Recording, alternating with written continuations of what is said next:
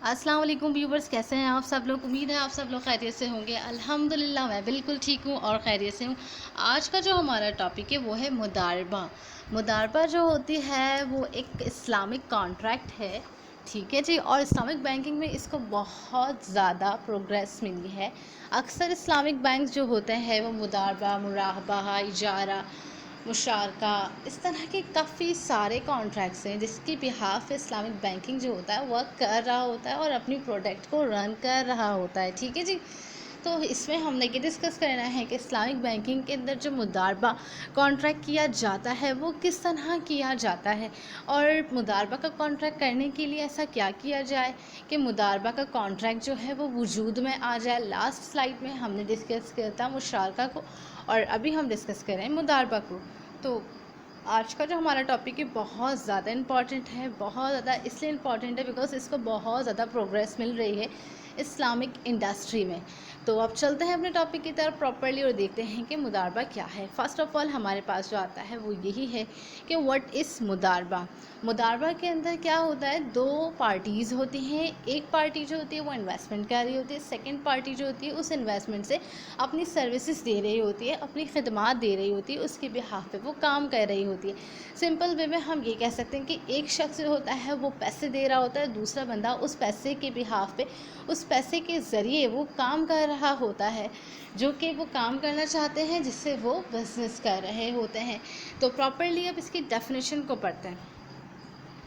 مداربہ کیا ہے؟ ان مداربہ one party provide capital and another act as agent, provide expertise and for investment and management. The agent does not share loss. Profit is shared according to the agreed ratio.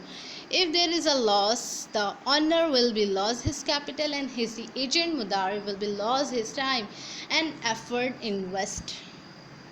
ٹھیک ہے جی، اس میں یہ کہا جا رہا ہے، دیکھیں مداربہ کیا ہے۔ مداربہ جو ہے اصل میں کیا ہے، ایک شرکت کی خاص شکل ہے جس میں ایک شریک جو ہوتا ہے وہ کاروبار کے لیے لگانے کے لیے سرمایہ فراہم کرتا ہے، اور دوسرا کیا کر ہوتا ہے، سرمایہ کاری پہلے شخص کی طرف سے کی جاتی ہے جسے رب المال کہا جاتا ہے، جبکہ کاروبار کا انتظام اور عناصر جو مینجمنٹ کا عمل اور ذمہ داری دوسرے فریق کی خاص ہوتا ہے جسے مدارب کہا جاتا ہے، ٹھیک ہے۔ اس میں یہ کہا گیا ہے کہ جیسے کہ ایک کلائنٹ آیا بینک کے پاس، اس نے دیے کچھ پیسے، ٹھیک ہے۔ اب کلائنٹ جو پیسے دے رہا ہے وہ رب المال کی جو رول ہے نا وہ پلے کر رہا ہے۔ اٹس مین کلائنٹ نے انویسٹمنٹ کی، بینک نے اس پیسے کو آگے رن کیا، اس سے آگے انویسٹمنٹ کی، اس سے کاروبار کیا، تو کیا کیا، اس نے مینجمنٹ کا کام کیا اور وہ مدارب بن گیا، ٹھیک ہے۔ اب کیا ہوتا ہے، جو مینجمنٹ نے کام کیا اس سے جو پروفٹ آیا، اس نے ایک دونوں نے باہمی رضامندی سے کانٹریکٹ کرتے ٹائم ایک ریشو ڈیسائیڈ کر لیا کہ بھائی یہ جب فائدہ ہوگا تو ہم نے اتنے پرسنٹ آپ کو دے دینے، اتنے پرسنٹ میں رکھ لوں گا، کیونکہ میں بھی تو اپنی سروسز پرووائڈ کر رہا ہوں نا۔ تو وہ اپنی مرضی سے باہمی رضامندی کے ساتھ دونوں کیا کرتے ہیں، ریشو ڈیسائیڈ کر لیتے ہیں پروفٹ کا، تو پروفٹ تو ڈسٹریبیوٹ ہو جاتا ہے۔ لیکن اگر انویسٹمنٹ میں اگر لاس ہو جائے ان کیس، تو جتنا بھی لاس ہوتا ہے وہ مینجمنٹ کا نہیں ہوگا، وہ صرف اور صرف انویسٹر کا ہوگا جس نے انویسٹمنٹ کی ہوگی۔ اٹس مین کہ کلائنٹ کو لاس ہوگا، بینک کو لاس نہیں ہوگا۔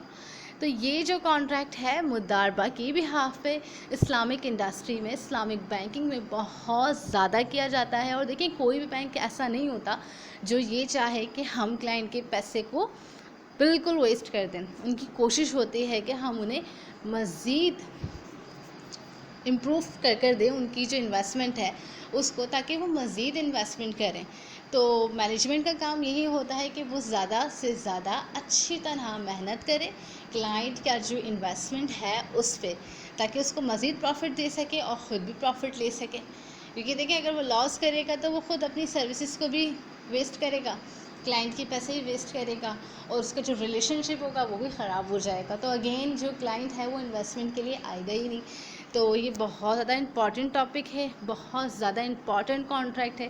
اس کو بہت زیادہ پروگریس اس لیے مل رہی ہے کیونکہ دونوں ہی ایکولی دیکھا جائے تو بہت زیادہ ہارڈ ورکنگ کر رہے ہوتے ہیں. لیکن اس میں یہ کیا ہوتا ہے، جو انویسٹر ہوتا ہے اگر لاس ہو رہا ہوتا ہے تو ٹوٹلی انویسٹر کو ہی بیئر کرنا پڑے گا، مضارب یعنی مینجمنٹ کو نہیں کرنا پڑے گا بیئر. تو سمپلی مضاربہ تبھی ہوتا ہے جب ایک بندہ پیسہ دے رہا ہو اور دوسرا بندہ اس سے خدمات دے رہا ہو. تو جب یہ اس طرح کا کانٹریکٹ ہو رہا ہو تو اٹس مین کہ وہ جو کانٹریکٹ ہے اس کا نام ہے مضاربہ. ٹھیک ہے جی، یہاں پر ہماری سلائڈ ہو جاتی ہے اینڈ. ہوپ فلی آپ کو مضاربہ کی اچھی طرح میننگ سمجھ میں آ گئی ہوگی، اس کی کانٹریکٹ کی ڈیفینیشن آپ کو اچھی طرح سمجھ میں آ گئی ہوگی، اس کا مطلب آپ کو سمجھ میں آ گیا ہوگا. اور اگر کوئی چیز انکلیئر ہو تو آپ کامنٹ باکس میں کامنٹ کر کے پوچھ سکتے ہیں، میں بالکل آپ کو بتا دوں گی کہ کیا چیز کس طرح ہے.